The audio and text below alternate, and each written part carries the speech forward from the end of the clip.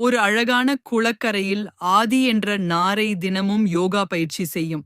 ஆனால் அதன் நண்பன் குண்டு தவளைக்கோ இது ஒரு வேடிக்கை. இந்த யோகாலாம் உனக்கு எதுக்கு? இன்னும் ஒரு நொடியில் விழுந்துருவ.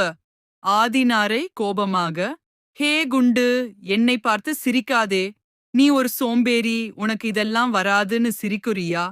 இதோ பார், என்னால் உன்னை ஒரே மூச்சில் பிடித்து விழுங்க முடியும். சவால் விடுகிறேன். குண்டு தவளை சிரிக்கிறது.